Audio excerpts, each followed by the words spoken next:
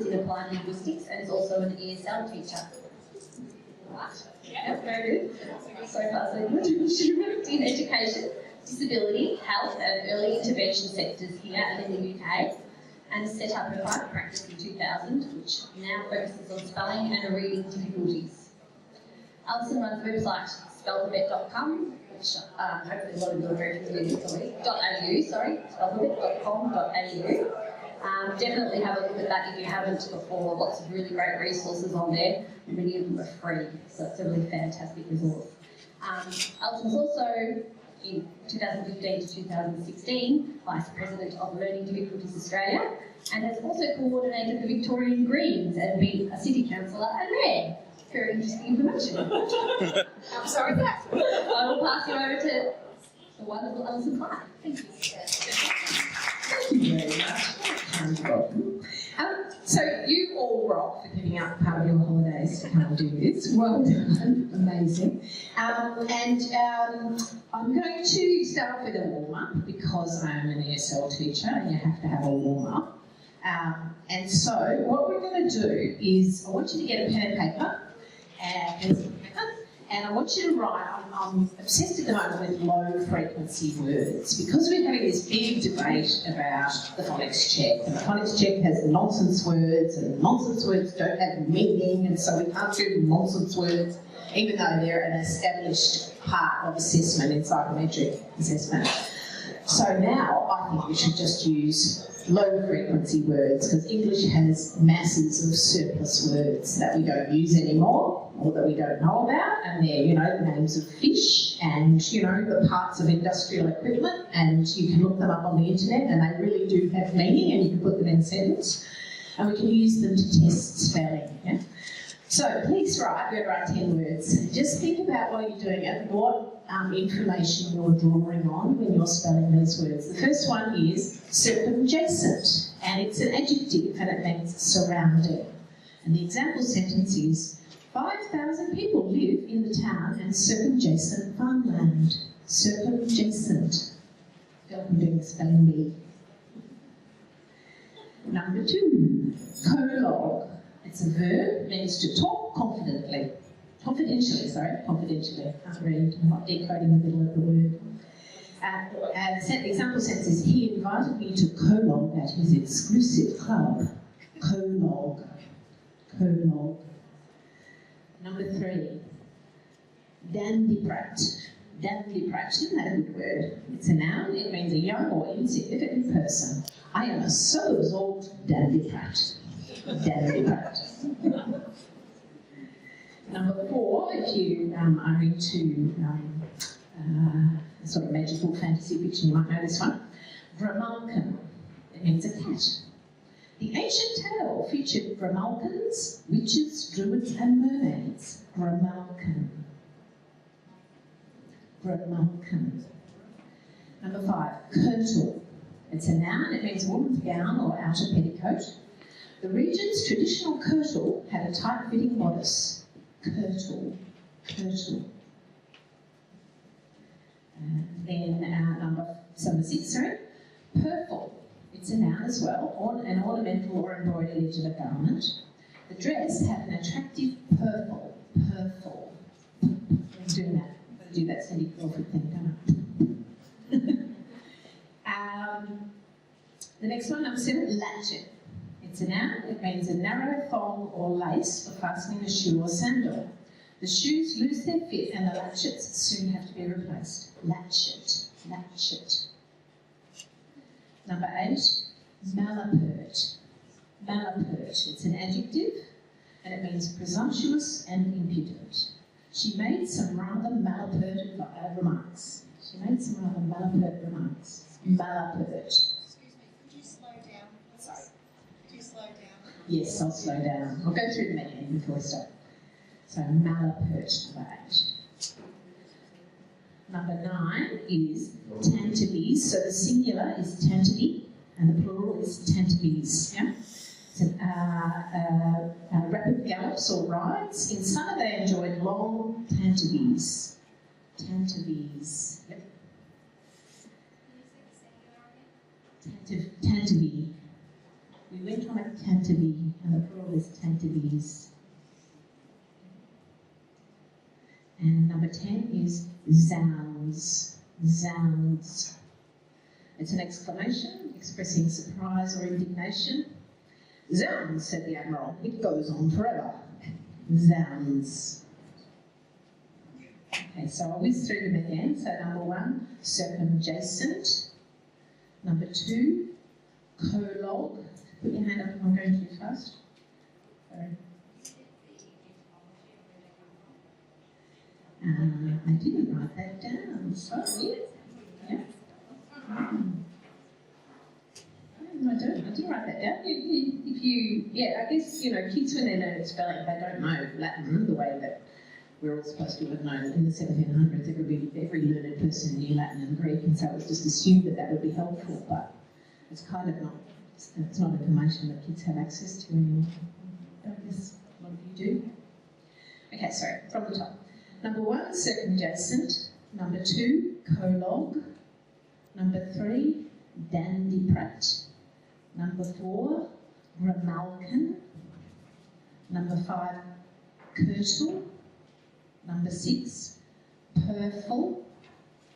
Number 7, latchet. Number 8, malapert. Number 9, tantalese. And number 10, zounds. Okay, now turn to the person nearest you and compare your list. 2 minutes.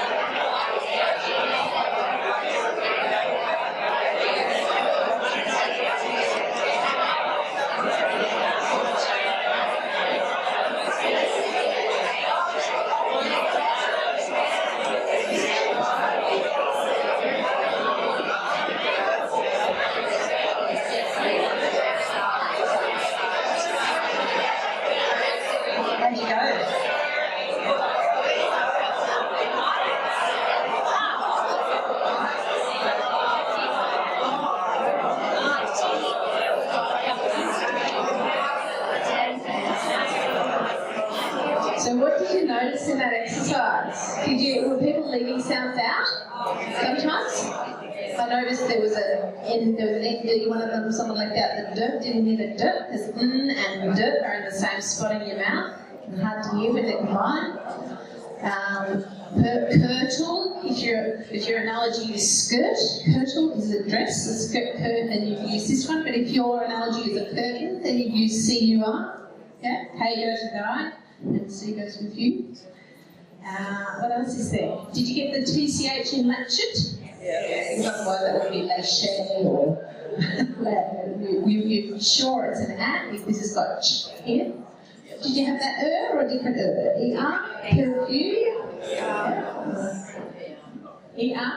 Perfume or purple, but not what else would you put there? I suppose I think those ones, purple, not really PIR, we don't really have PIR, do we?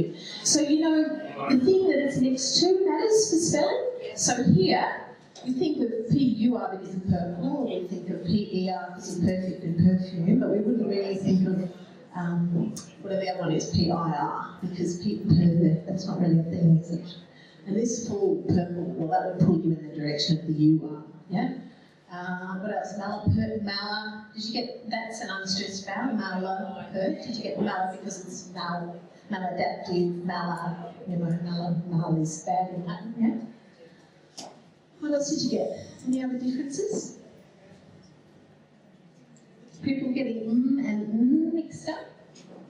Hearing an when I said an yeah, a lot of kids do that.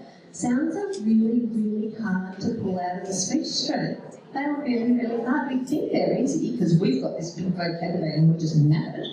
But for little kids, you know, although I remember my niece, I took a box of, I had this home delivery organic food and I had some of it was left over and I was going to Canberra to visit them. And when I got there, I said, oh, here, have this. This is an organic orange. And then later on she said, oh, are those apples not organic as well? And she's passing it slightly differently, you know. We have this long blurry speech stream and we manage to pull the words out, and a lot of it is to do with how the consonants combine, how we know where the beginnings and ends of words are. You know, it's really tricky. And when you do this sort of activity where you're a bit lost in space as an adult, you kind of really realise, what's happening? Something's wrong. Should I press something on that? Maybe.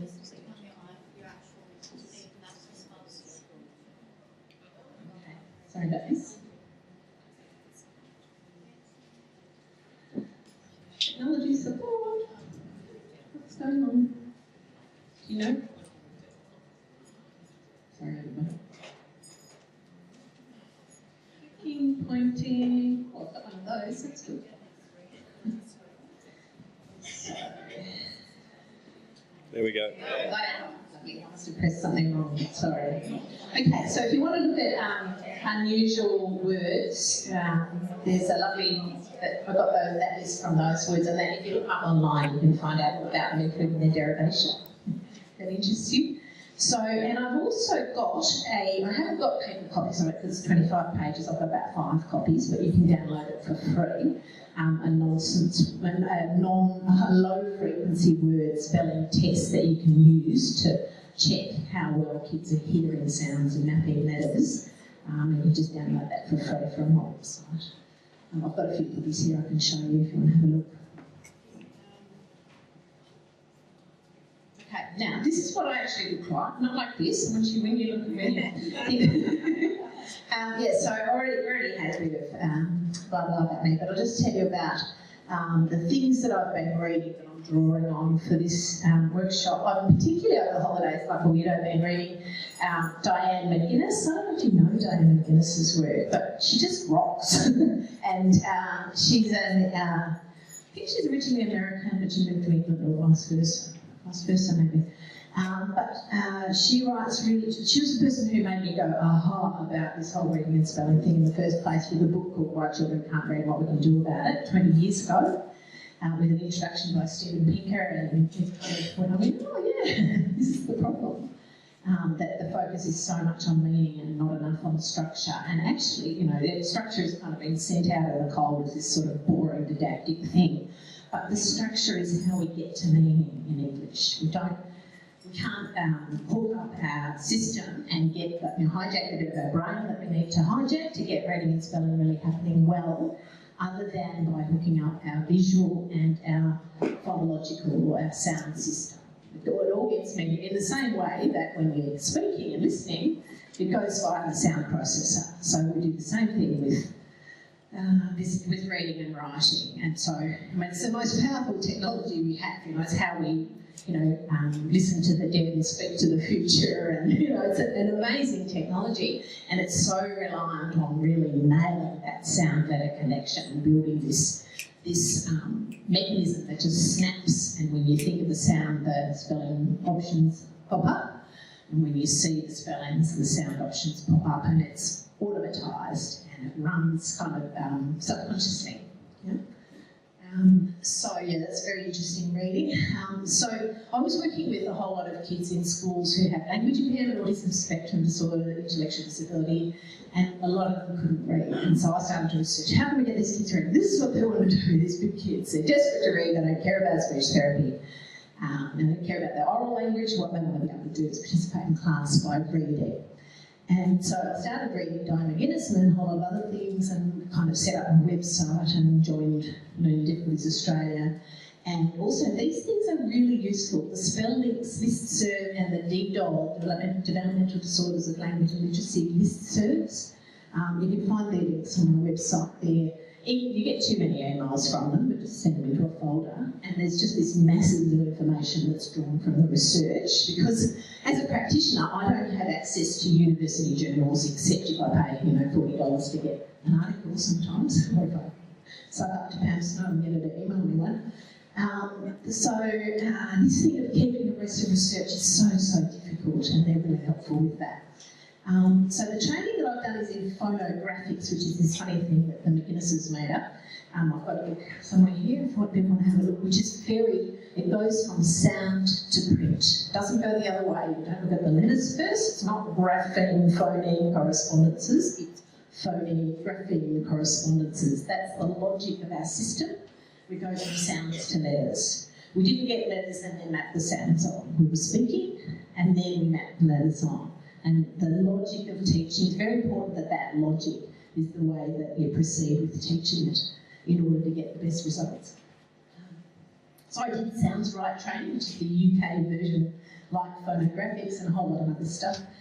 And I've been involved with the LDA with Louisa Moses' phys ed, with Marianne Wolf's phys ed. I don't know if do people come to Marianne Wolf at Colin Town Hall? That's good. And and I've been reading especially also David Kilpatrick, who's this very funny man in America who, if you start having an email conversation with him, you'll be there for days. It's very lovely. A book called Essentials of Assessing, Preventing and Overcoming Reading Difficulties, which you can also find details about on our website, or can look at it. David Kilpatrick, David A. Kilpatrick, he's American, so he has a middle initial, David A. Kilpatrick. And his book has got a lot, because the reading and spelling research is not that much, but the reading research is so much. You can find evidence for every single thing you want to do, but, which things are at the top of the evidence pyramid? And how do we winnow out all that other stuff that sort of justifies doing stuff that's actually not that effective? Okay, so I'm not Board of Gillingham or MSL trained. I'm going to go and see Susie Vandervorst, who's coming next month, apparently from America. I'm going to go and see her talk, and then I'll have my head more around with the Gillingham and MSL, hopefully. The key concepts I want to talk about are this thing of having sound to print, working from sound to print, not the other way around.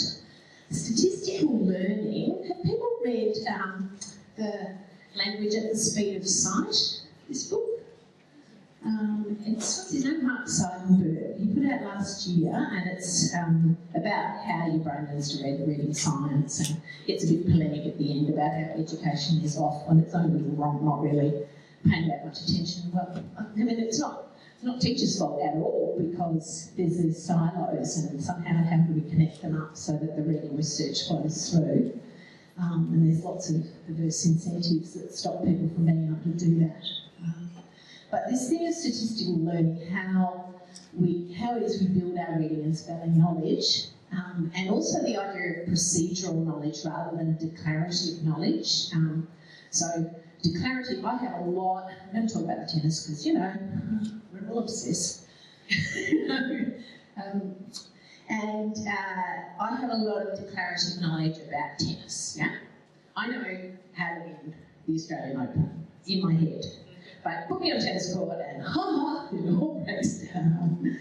And I just don't have, I haven't automatised that procedural knowledge, and you do that through practice. That's how you get good at a skilled behaviour. So it's much more about knowing in your body, really, and in the case of spelling, in your mouth and in your hand, about how to spell rather than knowing. If you have to refer to a rule in order to figure out a spelling, it's too slow. You're too busy thinking about the rule, you've forgotten about what you were writing. It's got to be automatised.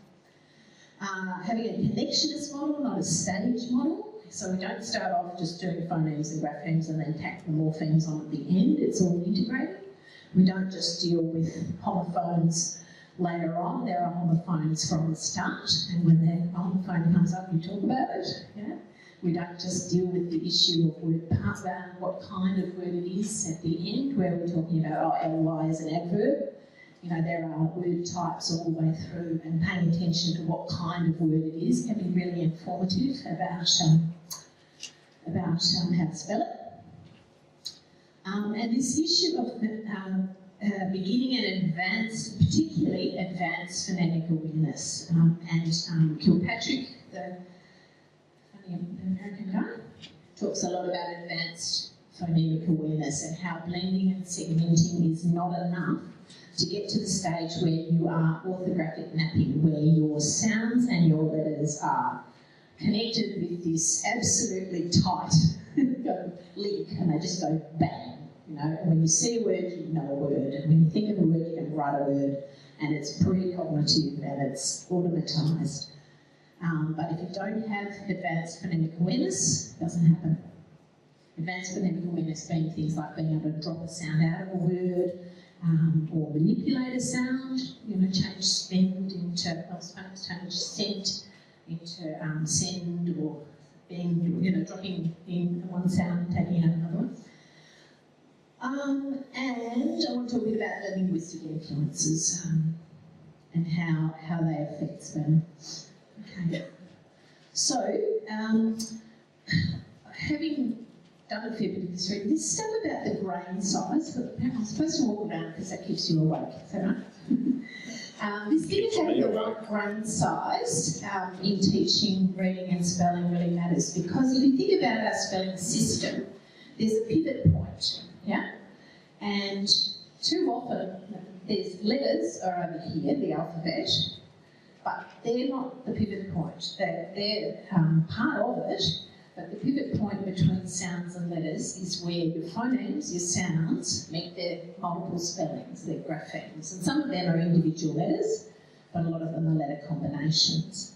And so if we start working from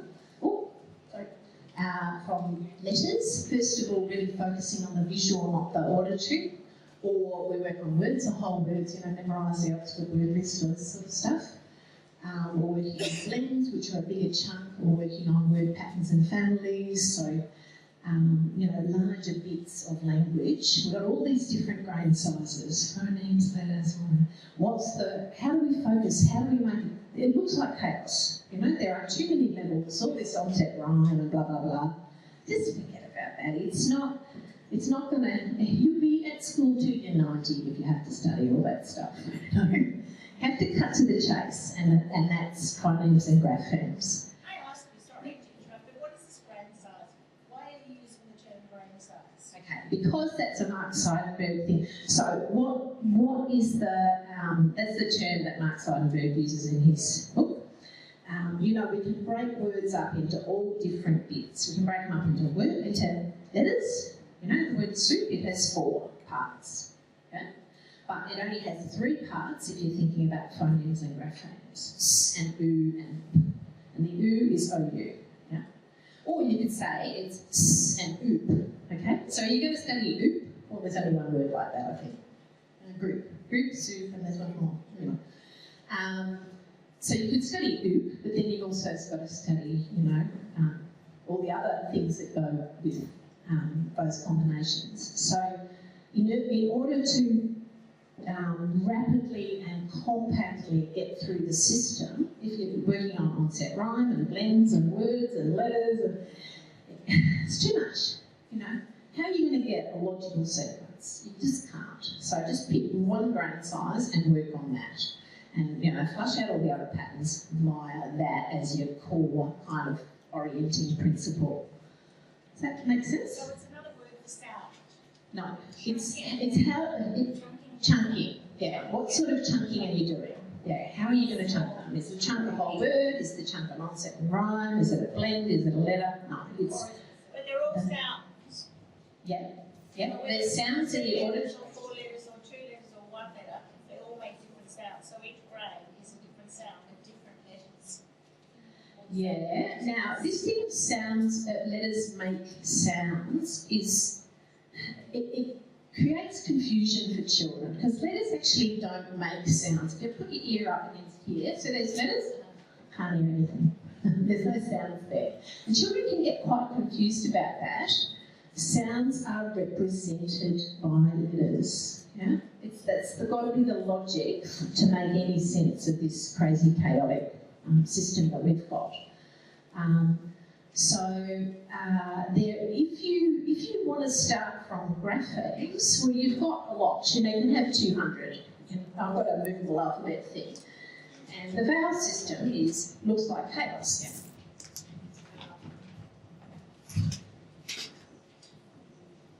So,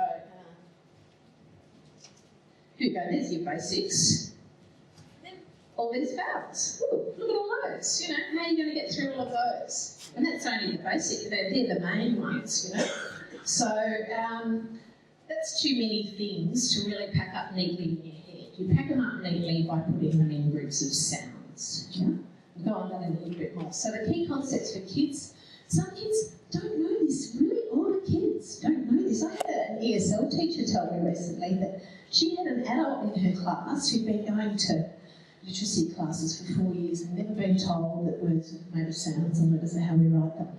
You know? You cannot say that too often to beginners in case, you know, they're all, you know, beginning with their pigtails or looking out the window and they miss that bit. So fundamental. Words are made out of sounds, which you pull out of the speech stream in order. You've got to remember identity, order and number of sounds in words. Spelling is how we write the sounds. And a spelling can have 1 to 4 letters. Or actually, I've got a friend called Vaughan. Vaughan with A-U-G-H-A-N. Ooh, that's a horrible graphic. And most sounds have several spellings, and these reflect their location and their neighbours. So their location, for example, the word judge, j for beginning and j for ending. You know, the j for the ending is DGE. It's after a short vowel, A-E-O-R, badge, hedge, fridge, lodge, bunch. Yeah. So it's a j. That's an ending spelling after a short vowel. And also their neighbours. You know, spellings with a letter I at the end, like O-I and A-I. Rain, train, brain, drain. Yeah, and coil, boil, soil, foil. Yeah. If you think about what goes together with those, they have all and n often with those spellings. So you hear a word with an A sound in the middle, it's likely to be A-I if it's got an n or an all after it. Now you don't need to know that as declarative knowledge. I mean, you need to know it as a teacher as declarative knowledge, but the user doesn't have to know that. They just have to do that. They just have to write. When they go to write brain, just write brr and then go A, snap. Well, it's with n, so therefore it's A-I-N, yeah, not A-N-E. So it's the neighbouring, your neighbours affect, like when we're doing that skirt, you're thinking about a kirtle. If it's like skirt, it's got ert, well, that's probably K-on. And also where it is in the syllable, is at the beginning, the middle, or the end of the syllable. Some spellings are shared by 2 or more sounds, like those ones, out, suit, touch, cough. And just pain in the neck, but also an advantage. About that in a minute. And some words are spelled how they were said in the olden days, is what I say to kids. Oh, this is one of those olden days words. Oh my goodness, two. In the old days, they said two. Now we're thinking like twin and twice and 20, 12 and betwixt and between. And now we say two. We dropped out the wood, but we still write it. And said. We used to say said. She said unto him.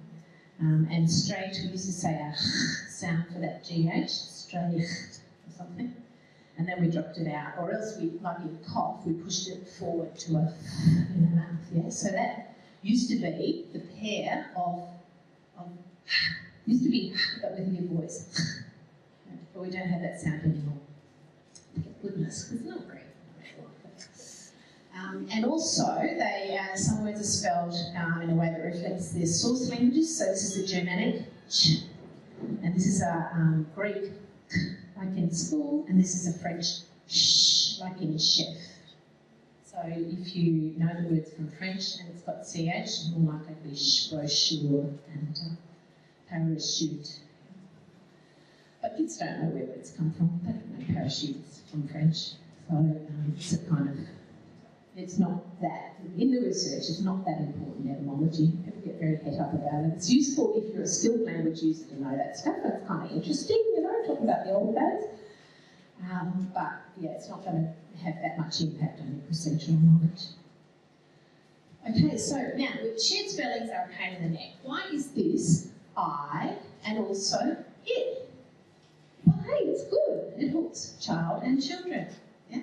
And we take out, when we do this thing of advanced phonemic awareness, we say child, And then we go and read this word, child, and oh, it, that's children. Yeah, that sounds like a word I know, and I'll drop the I out and put in an it. Yeah? But you've got to be good at moving the parts to be able to do that stuff. Electric, oh no, it's a sorry about the microphone technique, I'll do it. Electric and electricity.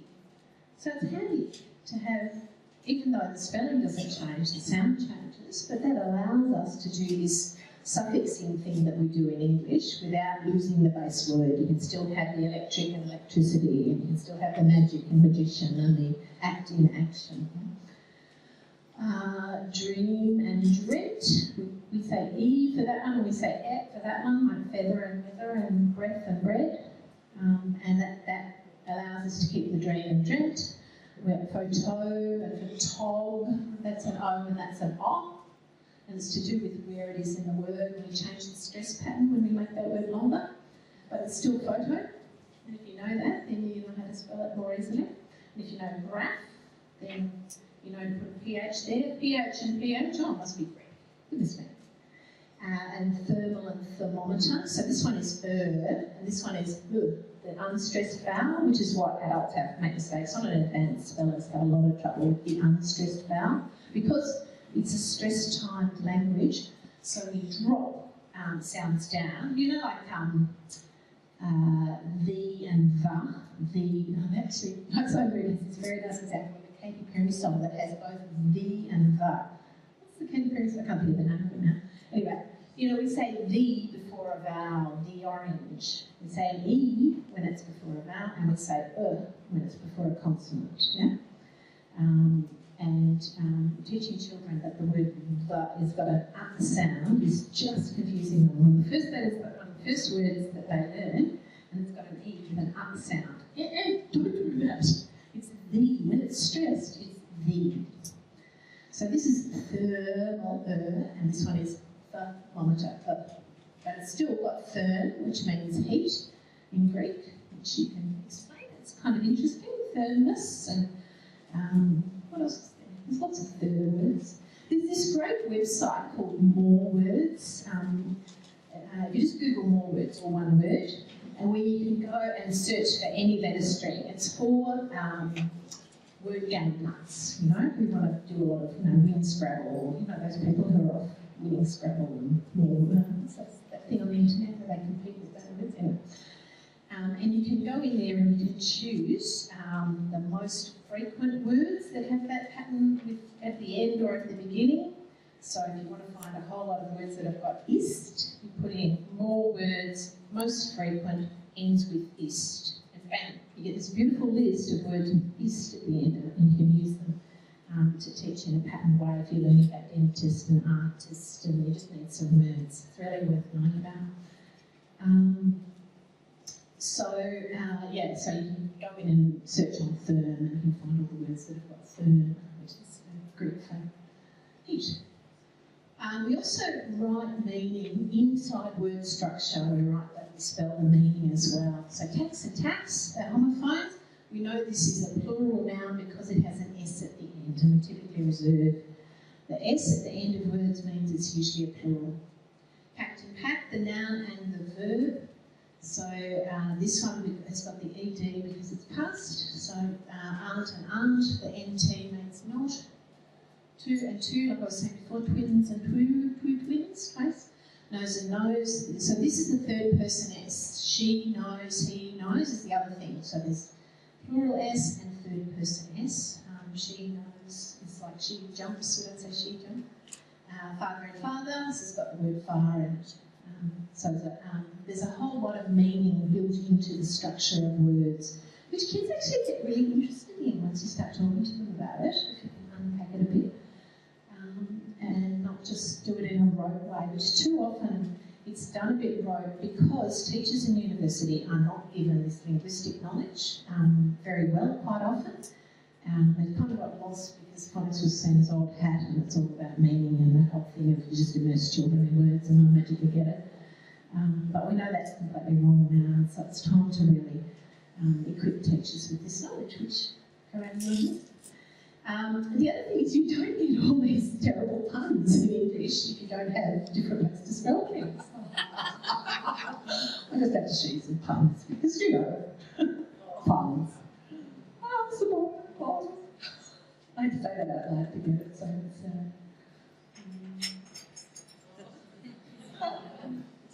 Well, I think helps you remember. That's fine. I think this used to flash when it was on the internet. It flashed. It's not flashing now. I don't know why. Okay.